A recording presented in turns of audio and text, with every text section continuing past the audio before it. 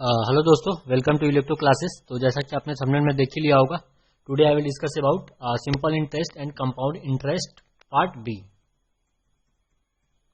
ठीक है, तो इससे पहले मैंने पार्ट 1 कवर कर दिया था। ठीक है दोस्तों, तो चलिए विदाउट वेस्टिंग टाइम शुरू करते हैं। ठीक है, तो क्वेश्चन से ही स्टार्ट करते हैं। इससे पहले थ्योरी हम लोग देख लिया था पार्ट 1 में। तो क्वेश्चन कह रहा है कि ए 800 रुपये 12% वार्षिक साधारण ब्याज की दर से उधार लेता है तथा बी 910 रुपये 10% वार्षिक साधारण ब्याज की दर से उधार लेता है। ठीक है, तो बोल रहा है कितने वर्ष बाद उनका जो अमाउंट है यानी जो राशि है वो बराबर हो, यानी मिश्रधन जो है बराबर हो जाएगा।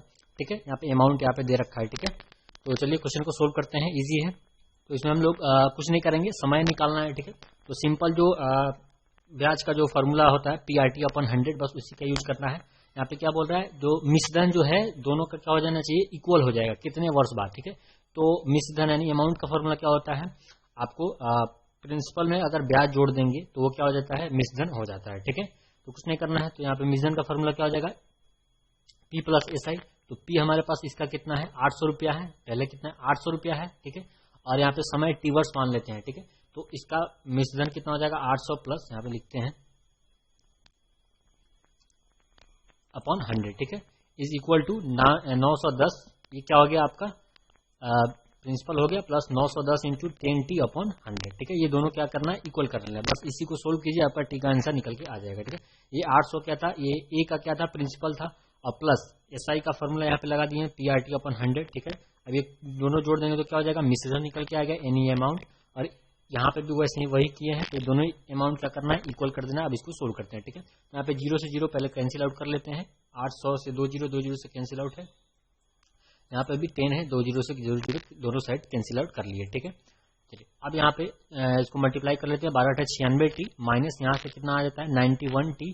तो इसको RHS साइड LHS साइड लेके आए तो माइनस में आ जाएगा। ठीक है, और इसको यहाँ से इधर भेज दिए हैं। ठीक है, 800 को, तो ये 910 माइनस 800 निकल के आ गया। तो कितना हो जाएगा, 5T इक्वल टू 110, यानी T की वैल्यू आपका कितना निकल के आएगा, 22 ईयर्स, जो कि आपका क्या हो जाएगा, आंसर हो जाएगा। ठीक है, चलिए जल्दी से नेक्स्ट क्वेश्चन देखते हैं।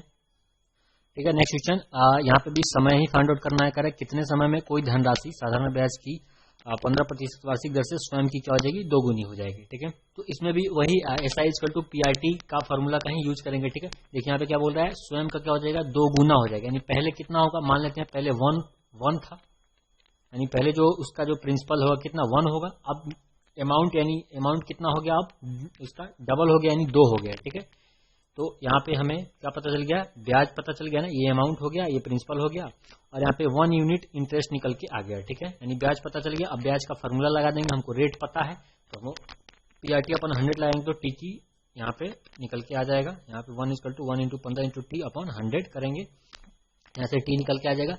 3 से कटा देते हैं, 5 3 15, और यहाँ पे 20 25 100।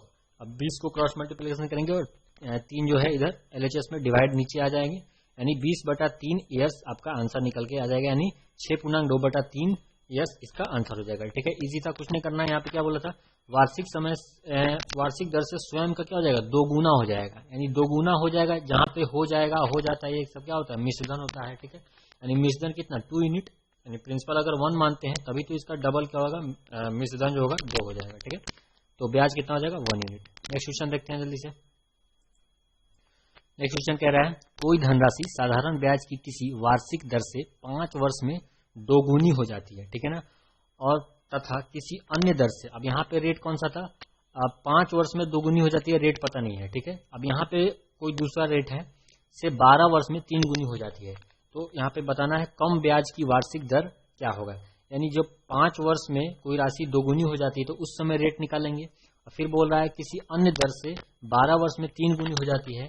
ठीक है, तो ये इसका भी रेट निकालेंगे और दोनों में देखेंगे जो कम रेट किसका है। ठीक है, तो वही हमारा क्या हो जाएगा, आंसर हो जाएगा। ठीक है, तो इजी है, चलिए इसको भी सोल्व करते हैं।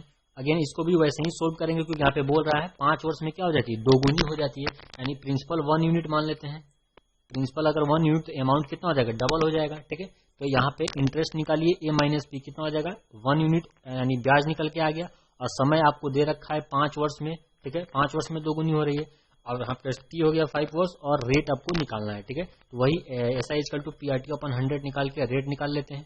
तो 1 क्या है, ब्याज 1 into R upon into 5 upon 100। ठीक है, तो इसको सोल्व करेंगे तो यहाँ से 20 बचे, 100 कटेगा तो यहाँ पे रेट निकल के आपका आ जाएगा 20%, ठीक है। तो यहाँ पे 20 निकल के आ गया, इसको ब्रैकेट बंद करते देते हैं एक बॉक्स से, ठीक है। तो अब ये पहले वाले जो लाइन दिया गया था 5 वर्ष में 2 गुना हो जाती है, तो इस अकॉर्डिंग हमें रेट पता चल गया कितना 20%, ठीक है। अब फिर दूसरा जो है 12 वर्ष में 3 गुनी हो जाती है, तो अब इससे चेक करते हैं इसमें रेट कितना आ रहा है, ठीक है। तो अगेन वही करेंगे, तो इसमें भी हम लोग प्रिंसिपल 1 यूनिट मान लेते हैं, तो 12 वर्ष में 3 गुना हो जाती है, यानी अमाउंट कितना हो जाएगा 3 यूनिट हो जाएगा। तो यहाँ पे ब्याज कितना निकल के आ गया 2 यूनिट मिल गया, ठीक है। और आपको टाइम दे रखा है 12 वर्ष, तो यहाँ पे हम लोग रेट निकाल लेते हैं, तो 2 = 1 × R × 12/100, ठीक है। तो इसको सोल्व करते हैं, तो यहाँ पे कितना आ जाएगा 200 अपन कितना आ जाएगा 12। अब इसको परसेंट में इतना आपका क्या हो जाएगा, परसेंट हो गया रेट। तो यहाँ पे जब इसको सोल्व करेंगे तो कितना निकल के आएगा 16.2/3, यहाँ कटा देंगे तो 50/3 आ जाएगा। तो ये 16.2/3% इसका आंसर होगा, क्योंकि इसका रेट कितना निकल के आया 20% और इसका निकल के आएगा 50/3, जो कि क्या है 50/3 छोटा है, इसलिए हमारा आंसर कितना हो जाएगा 16.2/3। जल्दी से नेक्स्ट क्वेश्चन देखते हैं, ठीक है। तो अब ये इस क्वेश्चन के बाद इंस्टॉलमेंट वाले क्वेश्चन को करेंगे, तो इसको देखते हैं। कह रहा है कि 800 रुपये की राशि साधारण ब्याज की किसी दर से 3 वर्ष में 956 रुपया हो जाती है। यदि ब्याज की दर 4% बढ़ा दी जाए तो 800 रुपये की धनराशि का 3 वर्ष में मिश्रधन क्या होगा, ठीक है। तो ये आपको बताना है, ठीक है। तो इजी है, चलिए इसको सोल्व करते हैं। तो प्रिंसिपल आपको कितना 800 रुपया दे रखा है, ठीक है। अच्छा, अभी इस टाइप के क्वेश्चन पार्ट 1 में भी हम लोगों ने किया था, ठीक है। यहाँ पे बोला है कि ब्याज की दर 4% बढ़ा दी जाए, ठीक है। तो अभी सी बात है, जब 4% बढ़ा दी जाएगी तो टोटल 3 वर्ष का जो ब्याज हो, मतलब ये मिश्रधन में कितना बढ़ोतरी होगी, तो टोटल 12% की क्या होगी बढ़ोतरी होगी, क्योंकि 3 वर्ष का ये तो 4% एक वर्ष के लिए बढ़ेगा, तो टोटल 3 वर्ष के नहीं निकालना है। यहाँ पे देखिए 3 वर्ष में मिश्रधन क्या होगा, ठीक है 800 रुपये की धनराशि का, ठीक है। तो कितना परसेंट की बढ़ोतरी होगी मिश्रधन में, पहले तो मिश्रधन कितना है 956 रुपया है, अब इसमें कितना 800 का 12% क्या हो जाएगा बढ़ जाएगा, तो 800 का 12% निकाल के 956 में जोड़ देना है, ठीक है। तो यहाँ पे आपको प्रिंसिपल 800 दे रखा है और अमाउंट आपको 956 दे रखा है, 800 का 12% निकालेंगे तो परसेंट से दोनों जीरो कटा देते हैं, तो 12 × 96 निकल के आएगा। अब 956 में 96 ऐड कर लेते हैं, तो आपका आंसर निकल के आ जाता है 1052, जो कि यहाँ पे आंसर आपको बी नंबर आंसर हो जाएंगे, ठीक है। चलिए अब देखते हैं इंस्टॉलमेंट वाले पहले कॉन्सेप्ट को समझ लेते हैं, फिर देन प्रीवियस में पूछेगा उसको बेस्ट क्वेश्चन को करेंगे। ओके, तो आप समझते हैं इंस्टॉलमेंट, ठीक है। तो देखिए इंस्टॉलमेंट 2 टाइप के होते हैं, ठीक है। तो एक होते हैं आपके प्री इंस्टॉलमेंट और दूसरा होता है आपका पोस्ट इंस्टॉलमेंट, ठीक है। तो प्री इंस्टॉलमेंट का सिंपल सा मतलब है कि प्री मतलब पहले आपको पता है, ठीक है, यानी इंस्टॉलमेंट आपको पहले पे करना होता है, ठीक है। और पोस्ट मतलब बाद, यानी इंस्टॉलमेंट आपको बाद में पे करना होता है, ठीक है। तो प्री इंस्टॉलमेंट में क्या होता है, आपको ब्याज मिलता है क्योंकि आप इंस्टॉलमेंट पहले पे कर रहे हैं, ठीक है। तो इसलिए क्या होगा, आपको ब्याज मिलता है, ठीक है। अभी इस पे क्वेश्चन जब करेंगे तो पूरा डाउट क्लियर हो जाएगा, ठीक है। तो अभी हम क्या समझ लिए, प्री इंस्टॉलमेंट में क्या होता है, आपको ब्याज मिलता है, ठीक है। तो और पोस्ट इंस्टॉलमेंट में क्या होगा, आपको ब्याज देना होता है, ठीक है।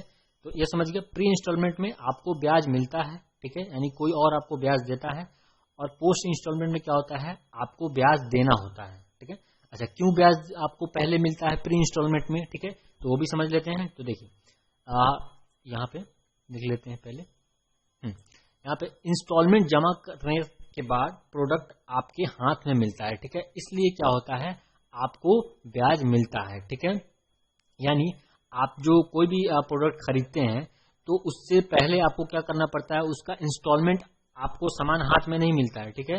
पहले आप उसका इंस्टॉलमेंट पे करते हैं, जब पूरा इंस्टॉलमेंट पे हो जाता है तब आपको वो प्रोडक्ट आपके हाथ में आता है, ठीक है।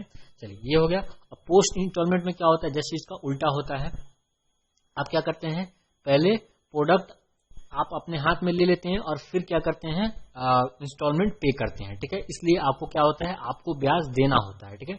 वही चीज यहाँ पे लिखा गया है, प्रोडक्ट मिलने के बाद इंस्टॉलमेंट जमा करना होता है, ठीक है। ये सिंपल सी लिख दिया, ठीक है। अब एग्जांपल के थ्रू समझते हैं, ठीक है। तो पहले समझते हैं एग्जांपल, प्री इंस्टॉलमेंट का एग्जांपल क्या होता है। तो यहाँ पे मैंने सिंपल लिखा हुआ है, इंस्टॉलमेंट जमा करने के बाद जो है प्रोडक्ट आपके हाथ में मिलता है, ठीक है। तो जैसे यहाँ पे समझते हैं, एक जैसे आप कोई प्लॉट खरीद रहे हैं या फिर कोई फ्लैट खरीद रहे हैं, ठीक है। तो एक फ्लैट बना लेते हैं, ठीक है, और इसको दरवाजे भी बना लेते हैं, ठीक है। तो ये फ्लैट हो गया, ठीक है। अब ये जैसे अभी ये क्या था, खाली जमीन था, ठीक है। तो अब इस पे फ्लैट बनेगा, ठीक है, बन के तैयार होगा तब आपको हाथ में मिलेगा, ठीक है। लेकिन आपको क्या करना पड़ेगा, पहले इसका इंस्टॉलमेंट पे करना पड़ेगा, ठीक है। तो सपोज मान लेते हैं कि आप पता कर लीजिए, जैसे एग्जांपल के लिए सपोज इसको ले लेते हैं कि इसका 4100 रुपया इस फ्लैट का दाम है, यानी बनने के बाद जो है 4100 रुपया इस फ्लैट का प्राइस हो जाएगा, ठीक है। लेकिन अभी फ्लैट बना नहीं है, तो आपको क्या करना है, इंस्टॉलमेंट में पे करना होगा, ठीक है। कोई भी जो भी कंपनी होगी इस फ्लैट को बना रही होगी उसको, ठीक है। 2 साल बाद आपको क्या होगा, सपोज मान लेते हैं कि 2 साल में 2 किस्त आपको पे करना है, 2 इंस्टॉलमेंट आपको पे करना है, ठीक है। तो सपोज मान लेते हैं कि आपने 2-2 हजार रुपए की 2 किस्त 2 साल के लिए पे किया, ठीक है। लेकिन इस आपने जमा कितना किया, टोटल 4000 रुपए जमा किया, ठीक है। अभी मैंने आपको क्या बताया, इस फ्लैट का कितना दाम था, 4100 रुपए, यानी 4100 रुपया इस फ्लैट का दाम था। लेकिन आपने इंस्टॉलमेंट 2-2 हजार रुपए हर साल पे किया 2 साल के लिए, ठीक है। तो यहाँ पे एक्चुअली हुआ कि आपसे तो वो 4000 रुपये ही लिया, ठीक है। तो यहाँ पे जो 100 रुपया है वो आपको ब्याज के रूप में दिया, तो मैंने वही चीज आपको यहाँ पे लिखा गया था। प्री इंस्टॉलमेंट में क्या होता है, आपको ब्याज मिलता है, वो जो कंपनी था जो ये फ्लैट बना रही थी, जो बेच रही थी, उसने आपको 100 रुपया ब्याज दिया। लेकिन 100 रुपया ब्याज किसका दिया, ये वाले 2000 का नहीं, ये जो पहले आपने जो पहले साल 2000 रुपया यानी फर्स्ट इंस्टॉलमेंट जो आपने ये 2000 रुपया पे किया है, इसका उसने क्या किया है, अब जो भी रेट वो फिक्स करता है, ठीक है। इसका सपोज मान लेते हैं 10% के हिसाब से आपको ब्याज दे दिया, ठीक है। 10% नहीं, सॉरी यहाँ पे 100 लिखनी है, तो ये 5% हो गया, ठीक है। तो सपोज मान लीजिए कि उस कंपनी ने आपको जो आपने पहला इंस्टॉलमेंट पे किया था, आपने तो इंस्टॉलमेंट पे कर दिया, ठीक है। लेकिन आपको तो अभी फ्लैट आपके हाथ में मिला नहीं है, ठीक है। तो इस 2000 रुपये का वो क्या करेगा, आपको 5% के रेट से 1 साल का ब्याज कितना बनता है, 100 रुपया हुआ। तो ये 100 रुपया आपको इसमें ऐड कर लेगा, ठीक है। तो इट मीन्स आपको कितना टोटल पे कर दिया आपने, अगले साल जब आपने 2000 रुपये पे किया, सेकेंड ईयर का जो इंस्टॉलमेंट है 2000 रुपया, तो इन सबको जोड़ लेंगे तो कितना हो जाएगा, 4100 रुपया हो जाएगा। यानी इसका पूरा जो कॉस्ट था इस फ्लैट का आपने पे कर दिया, तो इसका मतलब आपको अब ये प्रोडक्ट आपके हाथ में मिल जाएगा। आई होप आपको ये समझ में आ गया होगा प्री इंस्टॉलमेंट का कंसेप्ट, ठीक है। अच्छा, आप समझते हैं पोस्ट इंस्टॉलमेंट, ठीक है। तो इसका एग्जांपल आप समझ सकते हैं, जैसे आप कोई फोन वगैरह आजकल खरीदते हैं लोन पे फोन, ठीक है। तो आप क्या करते हैं, पहले आपको फोन जो है, आप जो प्रोडक्ट है फोन आपके हाथ में मिल जाता है, एंड देन बाद में आप क्या करते हैं, उसका इंस्टॉलमेंट पे करते हैं, ठीक है। तो इसको समझ गए, ठीक है। तो अब इसमें क्या होता है, जैसे समझ लेते हैं, जैसे कोई आपने मोबाइल फोन लिया जिसकी कॉस्ट कितनी है, 5000 रुपये इसकी कॉस्ट है, ठीक है, समझने के लिए। तो आप सपोज अगर आप इसको 3 इंस्टॉलमेंट में पे करना चाहते हैं, ठीक है, 3 इंस्टॉलमेंट में पे करना चाहते हैं, तो कितने कितना सपोज मान लेते हैं। अच्छा, कोई भी लोन पे फोन होता है, वो कंपनी जैसे बजाज फाइनेंस होता है, आप सुना होगा नाम, ठीक है। तो वो जो होती है सबका अलग अलग रेट होता है, ठीक है। तो सपोज यहाँ पे समझने के लिए जो यहाँ पे आपको इंस्टॉलमेंट रेट लगेगा, इंटरेस्ट जो पे करना होगा वो कितना 10% के हिसाब से आपको पे करना पड़ेगा, ठीक है। जैसे यहाँ पे तीन इंस्टॉलमेंट में आपको क्या करना है, पैसे पेड कर देना है, ठीक है, 5000 रुपये, ठीक है। तो देखिए कैसे करना है, यहाँ पे आपको क्या करना पड़ेगा, मतलब 5000 तो नहीं देना पड़ेगा, आपको इंटरेस्ट भी देना पड़ेगा, ठीक है। तो वही समझ रहे हैं यहाँ पे, ठीक है। देखिए कितना आपको पे करना पड़ेगा 3 इंस्टॉलमेंट में। सपोज करने के लिए आपने पहला स्टार्टिंग में ही आप सपोज मान लीजिए कि 1500 रुपये आपने फर्स्ट इंस्टॉलमेंट यानी फोन खरीदते टाइम ही आपने ये जमा कर दिया, ठीक है। चलिए ये तो दे दिए, तो अब आपका अमाउंट कितना बच गया, 3500 रुपया बच गया, यानी इतना बच गया, ठीक है। अब क्या होगा, ब्याज जो लगेगा इंटरेस्ट आपको इस 3500 का क्या करना पड़ेगा, 10% जो है आपको देना पड़ेगा, ठीक है। तो इसका 10% कितना हो जाएगा, देखिए ये परसेंट से दोनों जीरो में कैंसिल आउट कर दे रहा हूं, तो कितना हो जाएगा, 350 रुपया हो जाएगा। 300 कितना हो गया, 50 रुपया हो गया, ठीक है। अब ये 350 किस में जुड़ जाएगा, इस 3500 में जुड़ जाएगा, तो टोटल कितना हो जाएगा, यानी ये 3850 रुपया हो जाएगा, यानी 3850 रुपया हो गया। ये आपका क्या हो गया, मिसजन हो गया, यानी अमाउंट हो गया, ठीक है। अब सेकेंड इंस्टॉलमेंट फिर आप क्या कीजिएगा, 1500 रुपया आप यहां से फिर सेकेंड इंस्टॉलमेंट में पे कीजिएगा 1500 रुपया, ठीक है। यानी ये आप सेकेंड इंस्टॉलमेंट दे दिए 1500 रुपया, ठीक है। तो अब फिर अगेन यहाँ पे आपका कितना हो जाएगा, ठीक है। तो कितने हो जाएंगे, ये हो जाएंगे आपके 2350, ठीक है। तो अब आपको 3 इंस्टॉलमेंट में ही पे करना था, ठीक है। तो आप तीसरा इंस्टॉलमेंट जो है आपको पूरा ये 2350 जमा करना पड़ता है, ठीक है। अगेन सपोज यहाँ पे 4 इंस्टॉलमेंट में जमा करना होता है, सपोज मान लेते, तो फिर क्या होता है, यहाँ पे 2350 का क्या लगता है आपका 10%, इस पे क्या लगता है, इंटरेस्ट लगता, ठीक है। 10% इंटरेस्ट लगता, यानी ये कितना हो जाता, 110% हो जाता, यानी जैसे परसेंटेज में मैंने आपको बताया था, ठीक है। तो यहाँ से क्या होता है, परसेंट से ये दोनों जीरो कैंसिल आउट करेंगे और इसको गुना करेंगे, तो इतना आपका कितना आ जाता, अमाउंट आपको फाइनल अमाउंट निकल के आ जाता है, ठीक है। और फिर इसमें से आप 1500 रुपया जो भी है आप अगर इंस्टॉलमेंट पे करना चाहते थे तो फिर आपको चौथा इंस्टॉलमेंट यहाँ पे देना पड़ता है, ठीक है। अब आपको ये समझ में आ गया होगा, ठीक है। चलिए, अच्छा यहाँ पे कंपाउंड इंटरेस्ट पे जो होता है, ये तो मैंने आपको सिंपल इंटरेस्ट का कंसेप्ट बताया इंस्टॉलमेंट वाला, ठीक है।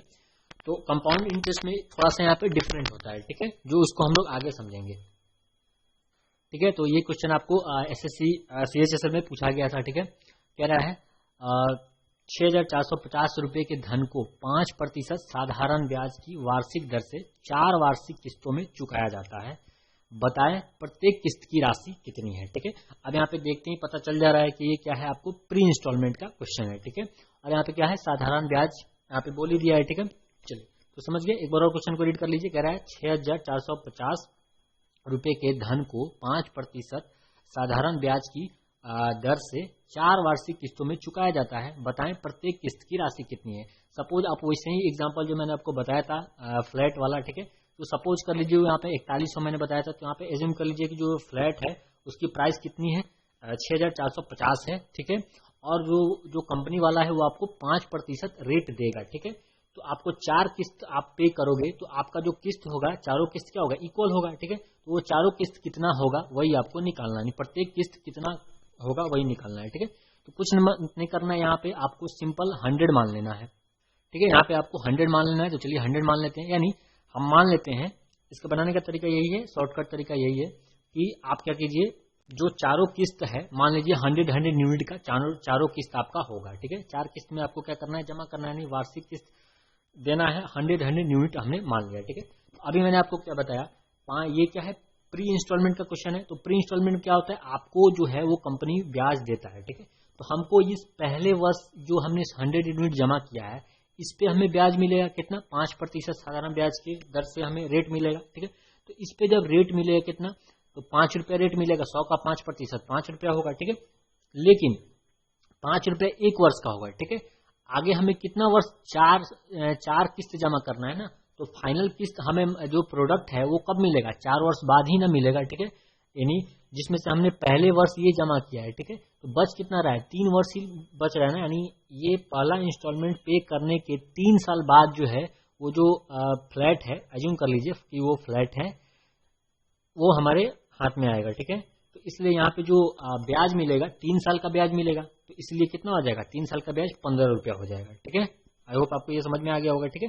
ऐसे ही ये जो दूसरा किस्त हम लोग 100 रुपया जमा करेंगे तो फिर इस पे भी तो ब्याज देगा, लेकिन इस पे ब्याज कितना देगा, 2 वर्ष का ब्याज देगा, ठीक है।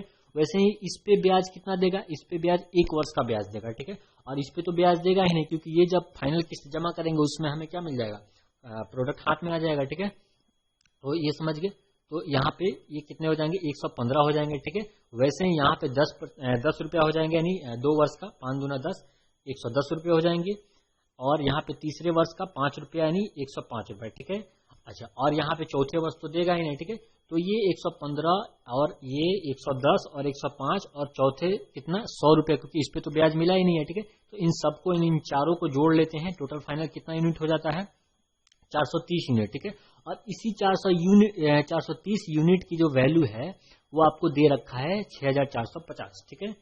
यानी ये क्या था, 430 यूनिट क्या हुआ, हमें जितना 400 रुपया यानी 400 यूनिट जो है हमने इंस्टॉलमेंट के फॉर्म में पे किया था, और बाकी जो हमें क्या मिला था, ब्याज मिला था, ठीक है। तो ये टोटल मिला के 30 रुपया यानी 30 यूनिट ब्याज मिला था, तो टोटल हमने जो अमाउंट था हाउस का जो वो हमने पे कर दिया, ठीक है। तो वो किसके बराबर हो गया, 6,450 के बराबर। तो 1 यूनिट की वैल्यू हमने निकाल लिया। 1 यूनिट की वैल्यू कैसे निकालेंगे, अब इसमें 6,450 में डिवाइड कर देते हैं 430 से, तो 1 यूनिट की वैल्यू निकल के आ जाएंगे, ठीक है। तो ये कितना मरतबे कटेगा, 15 मरतबे कटेगा, यानी 1 यूनिट की वैल्यू 15, तो 100 यूनिट की वैल्यू कितना हो जाएगा, 1500 रुपया हो जाएंगे, ठीक है। देखिए ना, हमें क्या माना था यहाँ पे, प्रत्येक किस्त कितना 100 यूनिट का ही तो माना था ना, और हमें वही तो निकालना था प्रत्येक किस्त की राशि कितनी होगी। तो 100 यूनिट की वैल्यू कितनी हो जाएगी, 1500, ठीक है। तो ये आपका क्या हो जाएगा, आंसर हो जाएगा। आई होप आपको ये समझ में आया होगा। चलिए इसी पे बेस्ड एक और क्वेश्चन कर लेते हैं ताकि डाउट और क्लियर हो जाए, ठीक है। अगेन वही सेम क्वेश्चन है, ये भी पूछा गया क्वेश्चन है प्रीवियस ईयर में। तो कह रहा है कि 848 रुपए की धनराशि को 4% वार्षिक साधारण ब्याज की दर से 4 वर्ष के अंत तक चुकाना है, ठीक है। तो उसके द्वारा चुकाई गई प्रत्येक बराबर वार्षिक किस्त बताएं, ठीक है। ये भी क्या है, आपका प्री इंस्टॉलमेंट का ही क्वेश्चन है, ठीक है। तो चलिए, तो अगेन इसको भी हम लोग मान लेते हैं कि जो चारों किस्त, जो बराबर चारों किस्त चुकाएगा वो 100 यूनिट का होगा, ठीक है।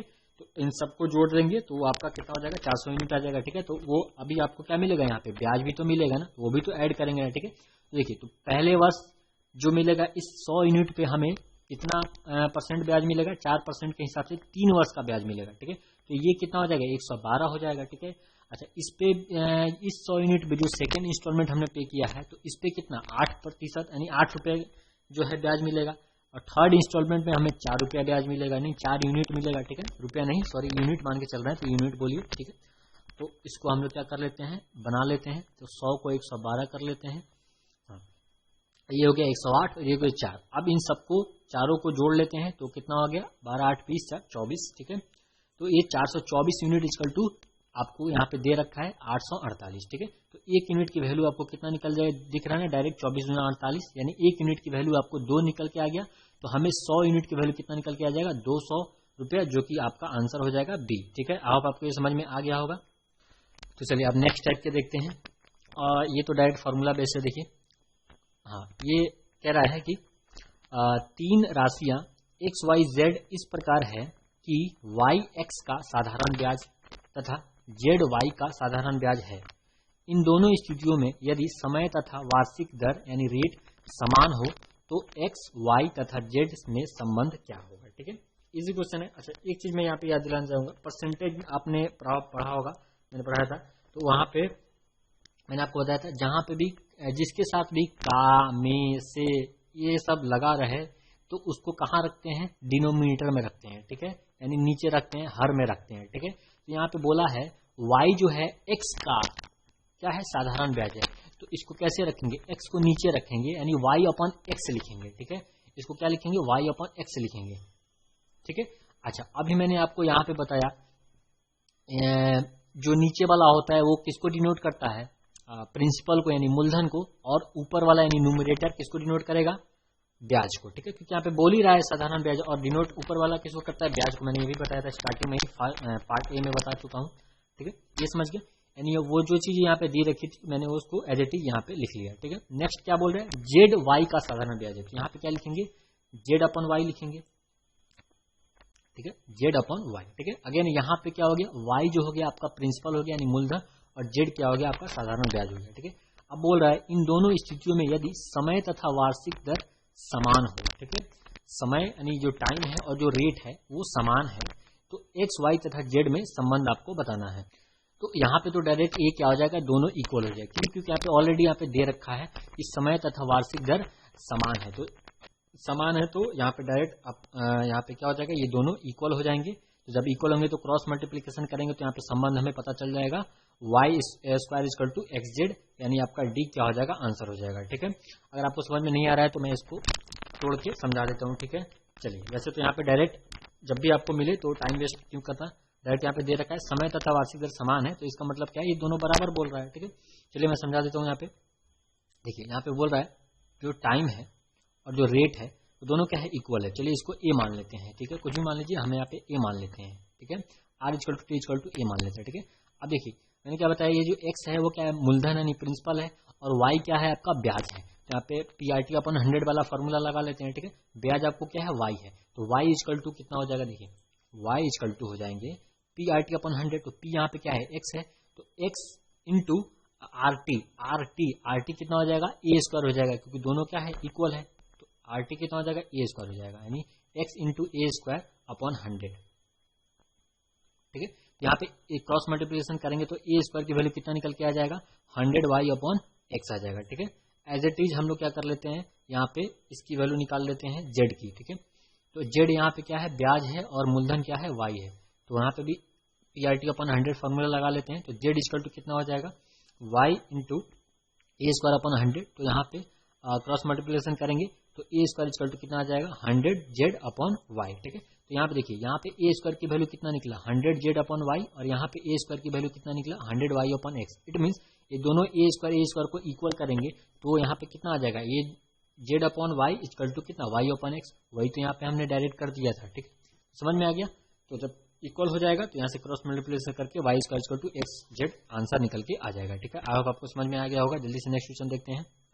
ठीक है, तो अब ये नेक्स्ट क्वेश्चन देखिए, ये भी क्या है आपको प्रीवियस ईयर एग्जाम में पूछा गया है। ठीक है, आप देख लिए, तो चलिए इसको भी सोल्व करते हैं।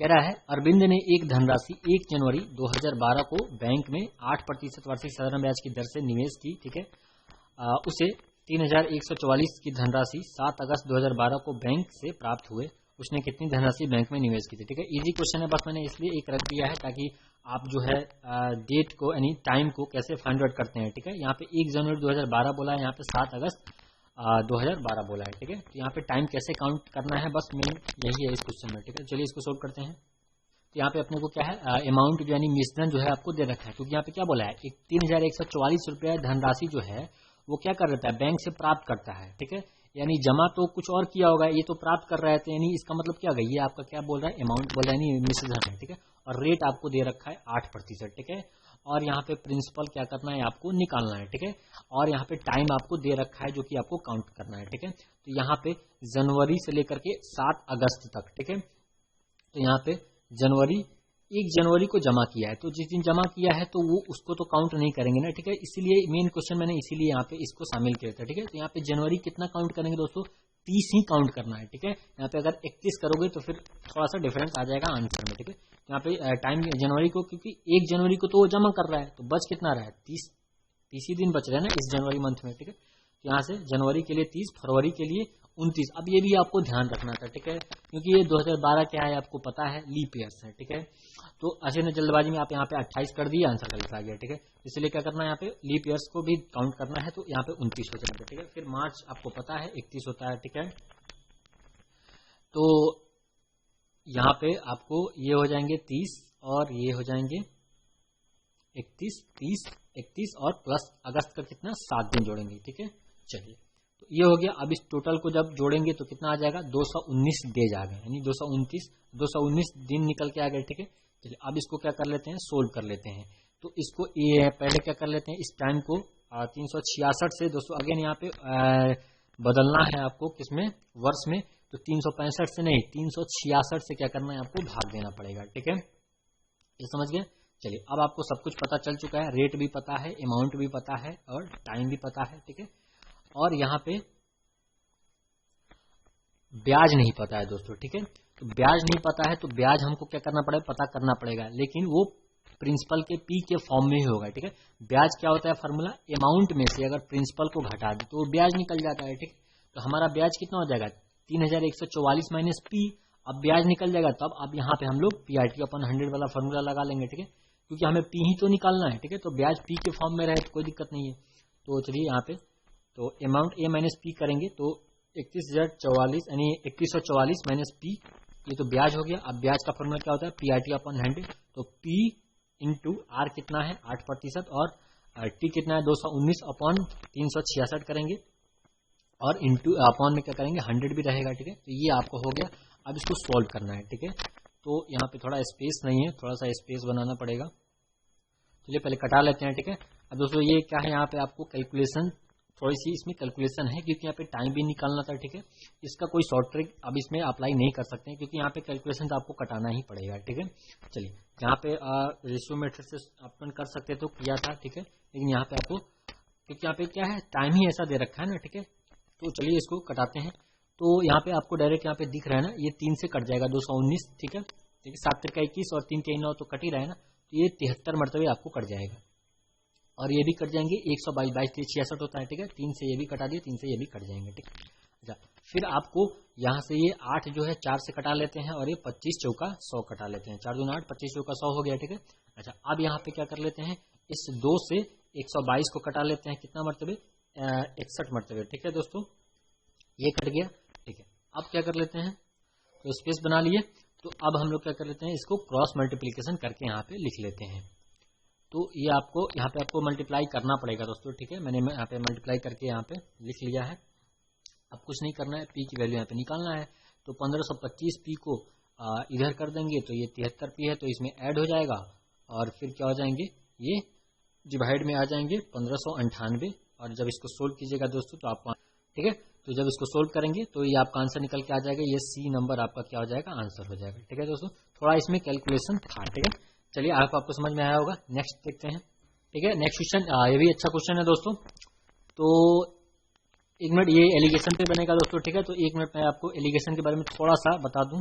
हालांकि दोस्तों मैंने परसेंटेज और प्रॉफिट लॉस में भी आपको एलिगेशन से बहुत सारे क्वेश्चन कराए थे, लगभग 30 से 35 क्वेश्चन कराया था, वहां पे भी अच्छे से समझाया था। हालांकि आगे हम लोग मिक्सचर और एलिगेशन में भी इसको समझेंगे। ठीक है, अभी थोड़ा सा संक्षेप में समझ लेते हैं एलिगेशन क्या होते हैं। ठीक है, कैसे हम लोग इसको यूज करते हैं। ठीक है, तो देखिए इसमें क्या होता है दोस्तों, एक जो होता है आपका,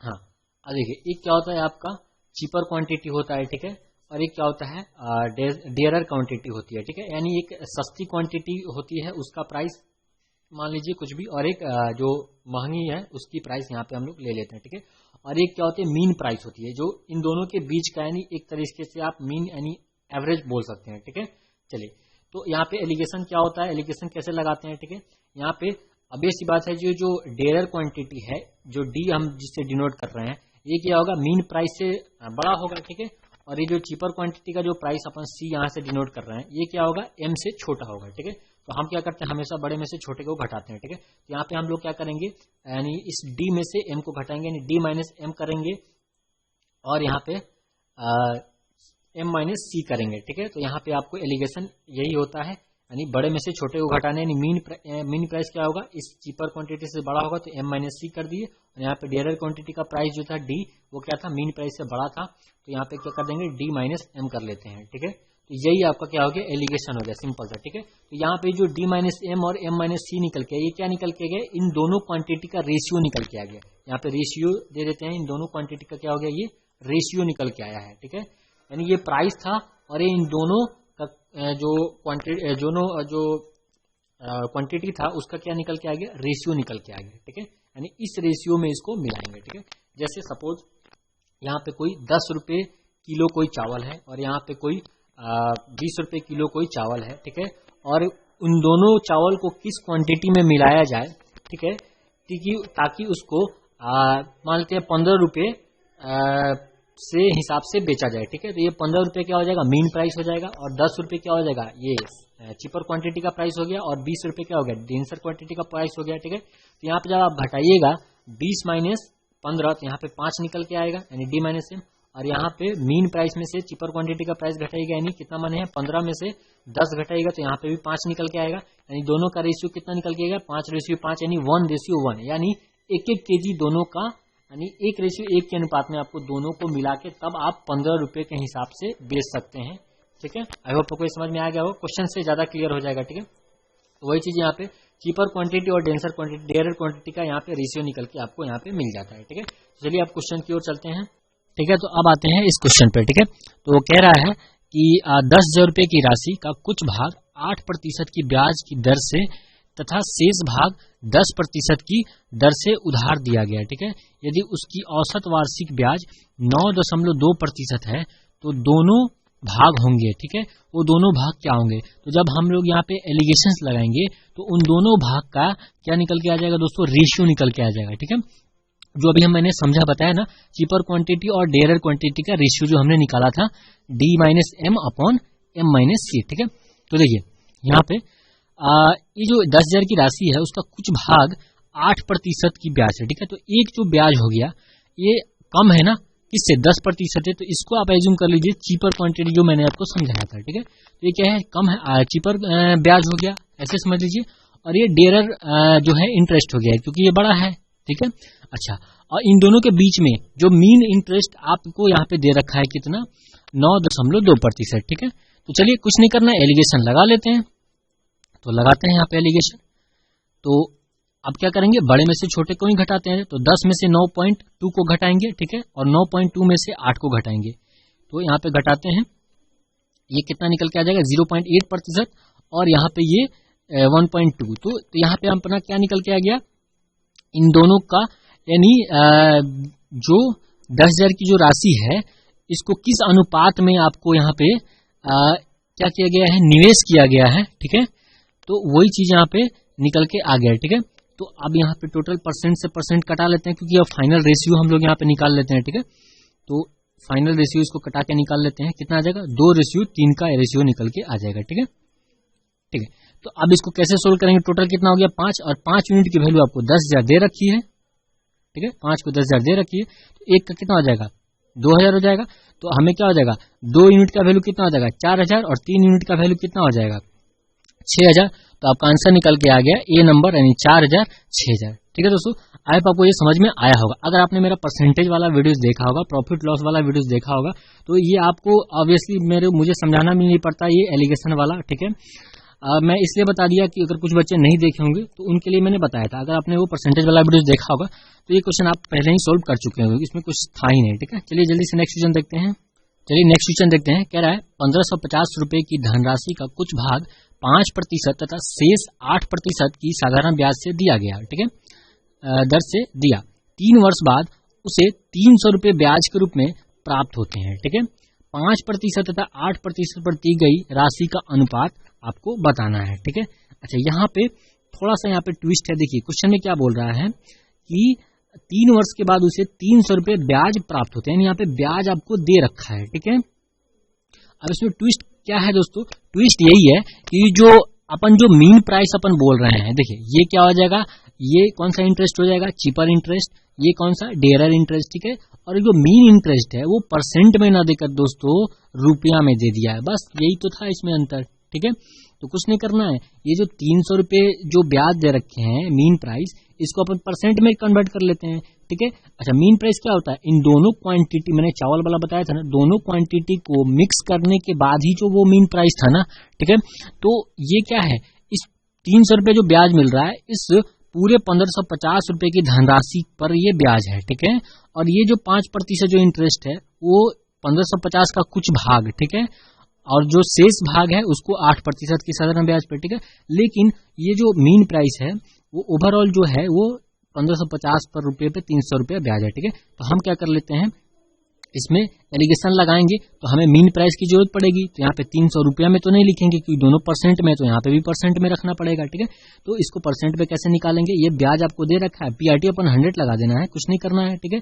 समय आपको 3 वर्ष दे रखा है, ठीक है।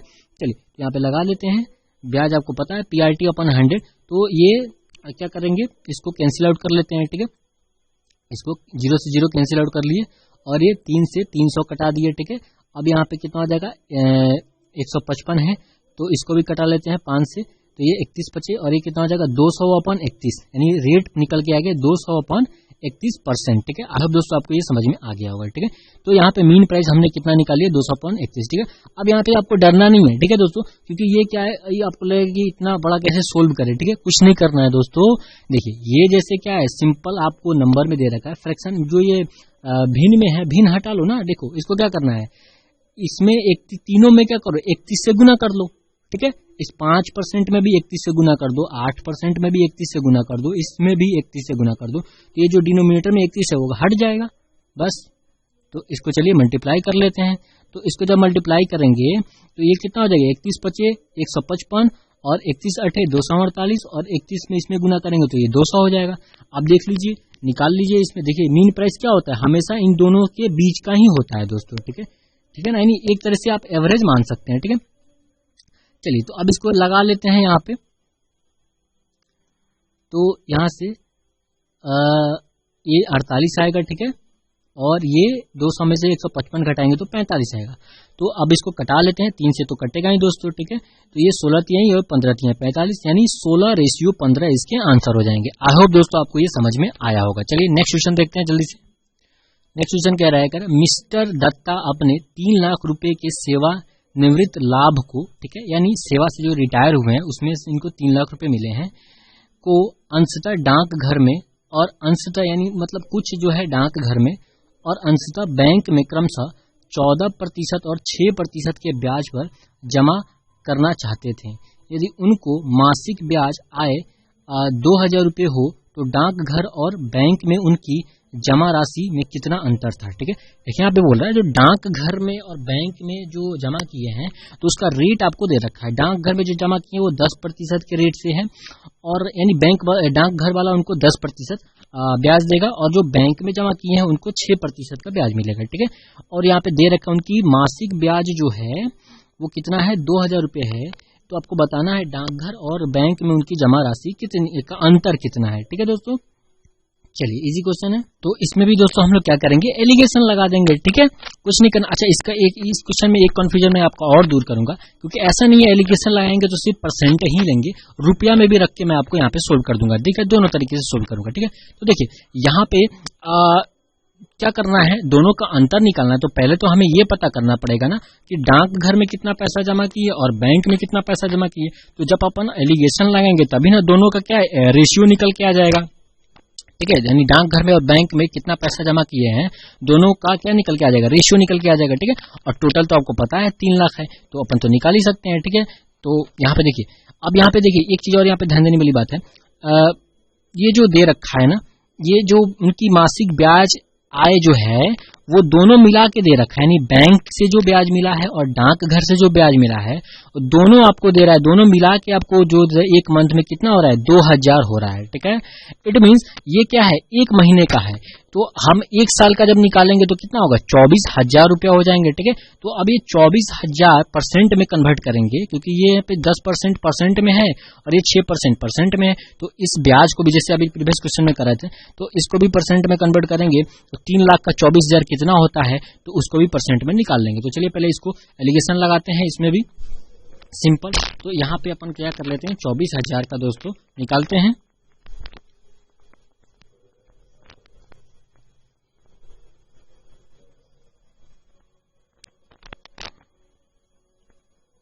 दोस्तों थोड़ी मेरी बैटरी जो है ना, देख सकते हैं दोस्तों,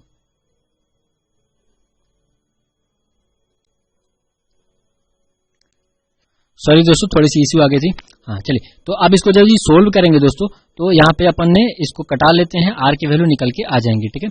तो देखिए 0 से 0 गया, तो इसको जब कैंसिल आउट करेंगे तो ये कितना आ जाएगा, 8 से कटा लेते हैं तो ये आर निकल के आ जाएगा 8%, ठीक है। इजी आप कटा सकते हैं, तो यहाँ पे अपने को आर 8% निकल के आ गया, ठीक है। तो अब यहाँ पे एलिगेशन लगा लेते हैं। चलिए, अच्छा ऐसा कुछ नहीं है कि पहले मैंने चीपर क्वांटिटी लिख दिया है, यहाँ पे 10% ये बड़ा दिख रहा है, ऐसा कोई दिक्कत नहीं है। आप इधर चीपर लिखो या इधर डेंसर लिखो, कोई दिक्कत नहीं है, ठीक है। चलिए, और ये मीन प्राइस मीन इंटरेस्ट पता चल गया, ठीक है। अब इसमें एलिगेशन लगा लेते हैं, तो ये कितना हो जाएगा, 6 में से 2, और यहाँ पे भी कितना आएगा, 2, ठीक है। तो यहाँ पे देखिए दोनों का रेशियो कितना आ रहा है, 1:1 आ रहा है, ठीक है। तो आप यहीं पे आप पता कर सकते हैं इन दोनों का अंतर कितना आ रहा है, 0 आ रहा है। इट मीन्स आंसर कितना होगा आपका, नील आंसर होगा दोस्तों, ठीक है। अंतर कितना हो जाएगा, 0 हो जाएगा, ठीक है। अगर रुपया निकालना चाहते हैं तो यहाँ पे निकाल लीजिए, 2 यूनिट के वैल्यू आपको 3 लाख दे रखा है, तो 1 यूनिट के वैल्यू कितना हो जाएगा, आपको 1.5 लाख हो जाएगा, यानी 1,50,000 मैंने लिख दिया है, इसको 0 हटाइएगा तो कितना हो जाएगा, 1.5 लाख होगा, ठीक है। तो 1.5 लाख बैंक में भी जमा किया था, 1.5 लाख डाकघर में भी जमा किया था, ठीक है। अच्छा, अब आप चाहते हैं यहाँ पे परसेंटेज ना लिखना, ठीक है दोस्तों, तो इसको अपन चाहे तो रुपया से भी कर सकते हैं।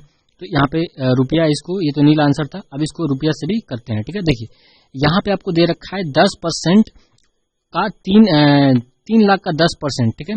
तो 3 लाख का 10% कितना होता है, 3,000 रुपया, 30,000 रुपया, और इसका 3 लाख का 6% निकालेंगे, ठीक है। तो 6% ब्याज मिलेगा, कितना हो जाएगा, 18,000 रुपया हो गया, ठीक है। तो इस पे 30,000 हो गया और इस पे 18,000 रुपया हो गया, ठीक है। और इस पे कितना हो गया दोस्तों, यहाँ पे 24,000, जो मीन प्राइस मैंने आपको बताया था कितना, 24,000, बस लगा दीजिए, तो ये कितना आ जाएगा, ये 6,000, इसको घटाएगा तो ये भी 6,000। तो देखिए इसका भी रेशियो निकालेंगे तो कितना आ जाएगा, 1:1 ही आएगा, ठीक है।